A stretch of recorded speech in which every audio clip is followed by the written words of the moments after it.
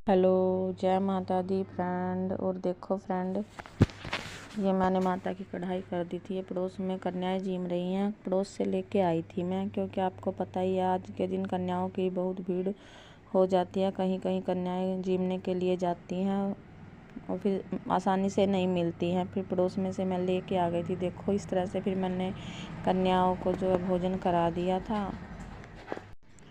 Friend देखो इस तरह से मैंने फिर कन्याओं को जो है भोजन कराने के बाद चुनरी वगैरह जो भी मैंने देना था वो सब दे दिया था। और इसके बीच देखो फ्रेंड, इस जो मैंने कन्या को चुनरी अभी उड़ाई है, इस कन्या ने मुझसे कुछ ऐसा कहा जैसे कि मैंने सब कन्याओं के लिए ना 7-8 सूट ले रखे थे। फ्रेंड देखो, सूट तो मैंने 11 लिए थे फ्रेंड, लेकिन उसमें थोड़े नीले और काले रंग के थे, तो साइड में मैंने निकाल दिए थे, क्योंकि माताओं को नीला और काला रंग नहीं चढ़ता है। तो फिर मैंने जो सूट अच्छे अच्छे थे 7-8 वो कन्याओं को दे दिए थे। इसके बीच कन्याएं ज़्यादा आ गई थी ना, तो कुछ कन्याएं रह गई थी, तो फिर उनको सबको मैंने जो छोटी छोटे वाली थी ना उनको चुनरी उड़ा दी थी फ्रेंड।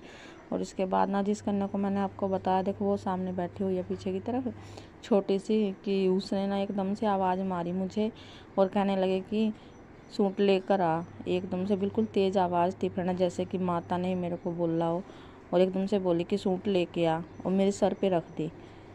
फिर मैं चौंक गई कि मैंने इसको इन सब छोटी छोटी कन्याओं को छोड़ दिया है। फिर इसके बाद मैंने एक सूट रखा हुआ था जो मेरी गुड़िया को बहुत पसंद था कि मम्मी मैं सिल लूँगी इसको। फिर मैंने कहा नहीं भैया, इस तरह से कन्या कहीं रह गई है और उसने तो खुद अपने मुंह से मांगा है। फिर मैंने उसको ये अच्छे वाला एक सूट दे दिया था देखो।